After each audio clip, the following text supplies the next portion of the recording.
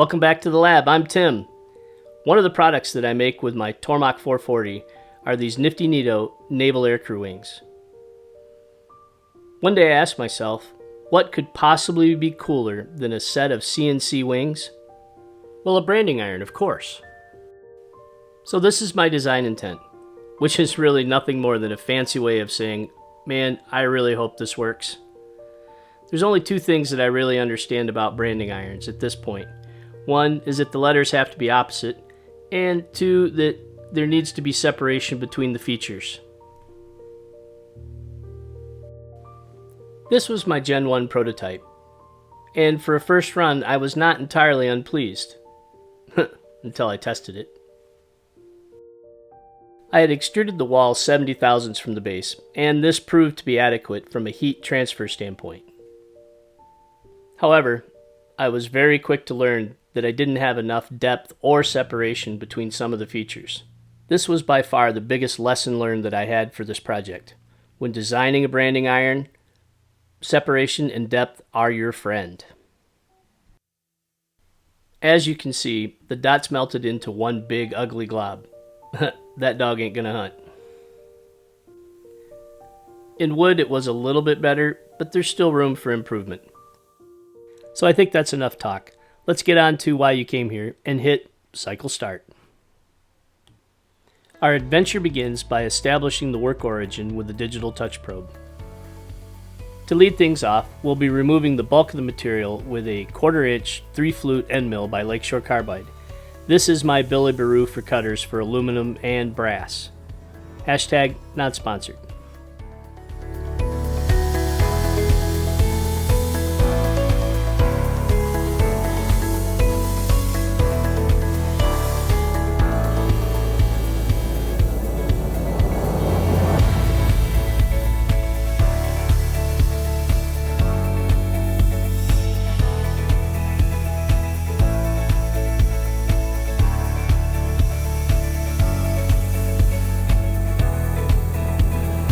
My machining strategy is to run a series of adaptive tool paths. Each path will have a slightly smaller cutter.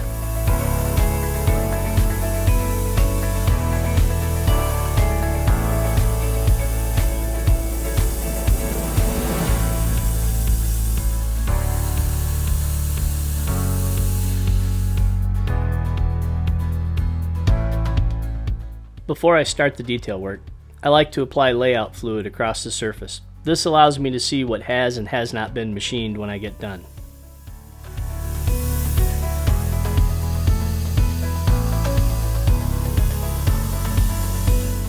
Lastly, we'll finish up this side running a parallel tool path with a tapered ball end mill cutter. And today is a great day. All of my minions are hard at work.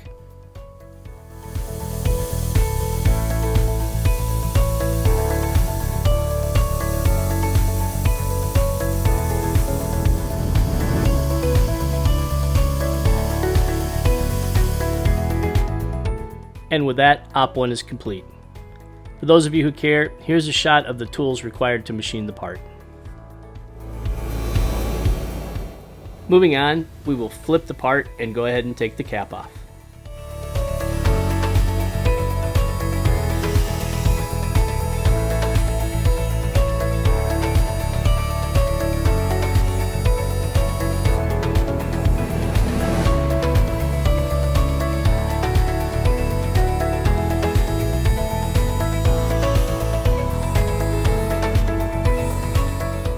Just to give you an idea how crazy things have gotten, you're looking at a $40 hunk of brass.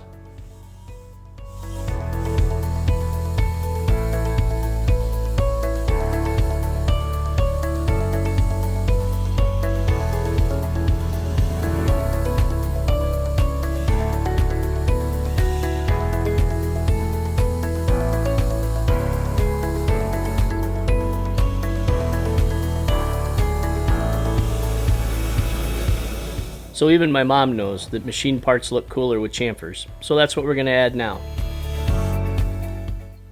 I needed extra height in the part to allow for a threaded hole for the handle. I added some ribs on the back side just to make the part look a little bit more interesting. Besides, it wouldn't be a Last Bastion video if I didn't have some 3D contouring in it. Fusion makes this so easy.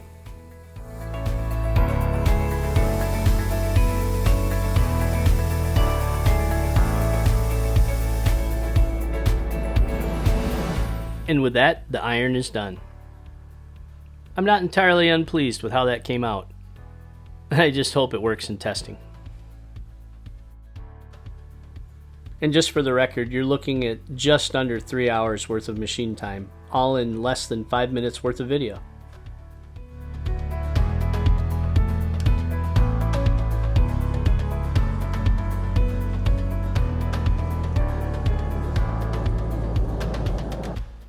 If you're new to Last Bastion Labs and are wondering what TADFA stands for, it stands for Timmy Austin Doesn't Fart Around.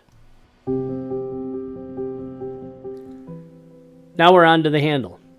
I thought it was high time that I show that I could actually use the lathe for more than just parting off parts. For those of you in the know, yes, I am exceeding the total amount of stick out based on diameter, but I'm taking light cuts and I'm only making one handle. I hope. The stock is a mystery stainless steel from my local hardware store. I say mystery metal because it was a lot easier to cut than I thought.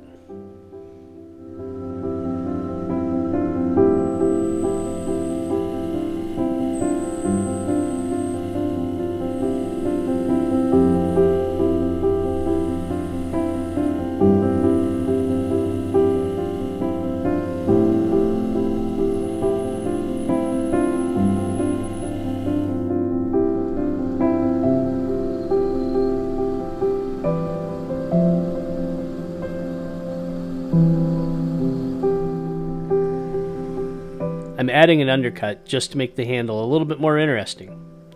And I am totally eyeballing this.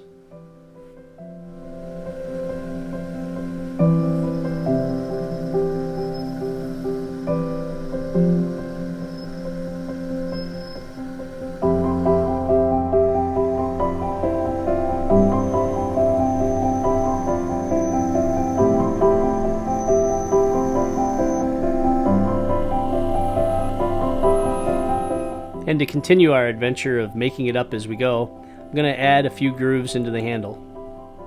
Again, just to make it look a little bit more interesting.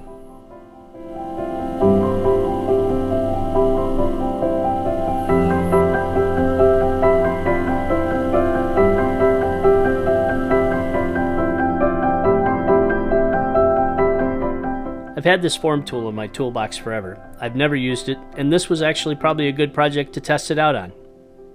Again, making it up as I go.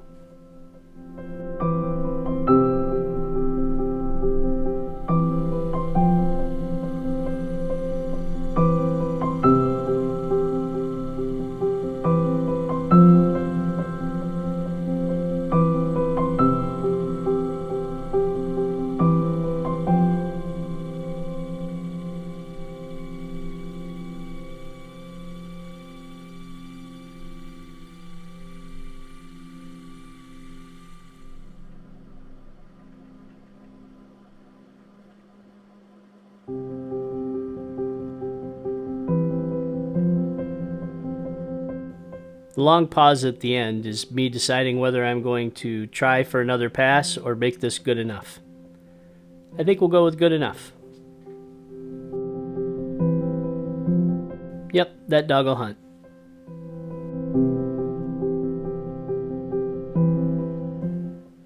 Now for a little deburring and polishing, and then we'll move on to cutting the 1/4 threads.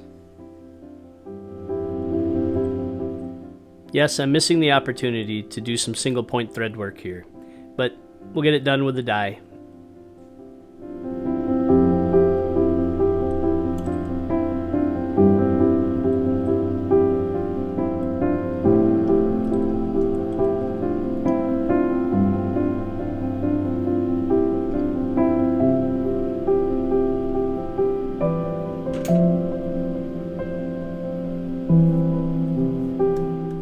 I apologize. I had every intention of showing the parting off operation, but I forgot to hit record. Now we'll clean up the backside and remove the nub.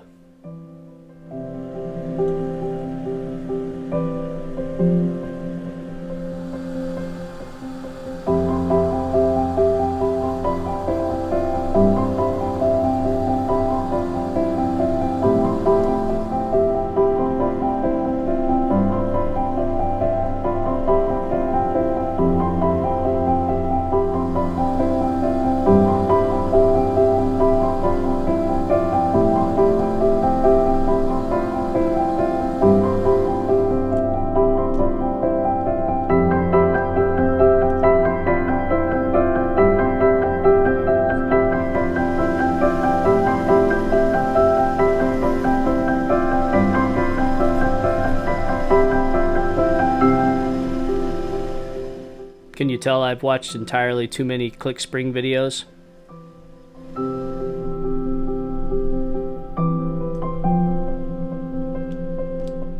And with that, our part is done. I'm not entirely unpleased.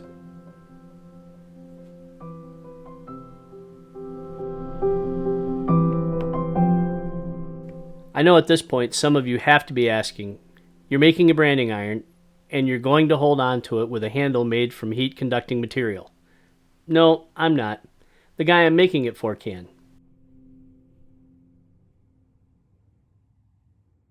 My MDP, or Master Diabolical Plan, was to make a multi-tool, one that could be used for a branding iron and also a leather punch. You may remember this handle from my screwing around video. We'll be using this one for the heat testing. A fair amount of experimentation went into finding the right temperature and press time.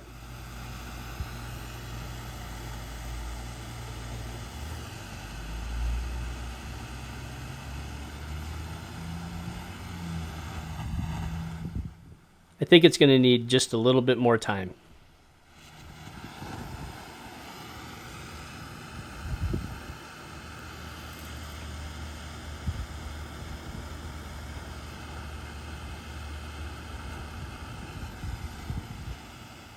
Well, that's about as good as it's going to get in wood. Go ahead and leave me a comment. I would love to hear what you think. For leather, I'm looking for a less than optimal wood burn before transferring to the leather. Leather seems to benefit from less heat.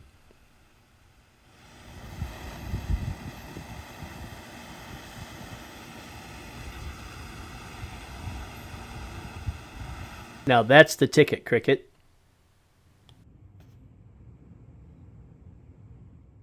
Well, I've had enough fun for one project. Again, I'd like to thank you very much for your time, and if you think that I'm worthy, please consider subscribing. This is Tim from Last Bastion Labs, your safe space for makers.